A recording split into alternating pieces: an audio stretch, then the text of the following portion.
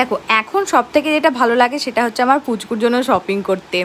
আর বাচ্চাদের জিনিসপত্র মানে যেটা দেখছি সেটাই যেন মনে হচ্ছে নিয়ে নিই, কারণ এত কিউট কিউট সব জিনিসপত্র থাকে ওদের, ভীষণ ভালো লাগে।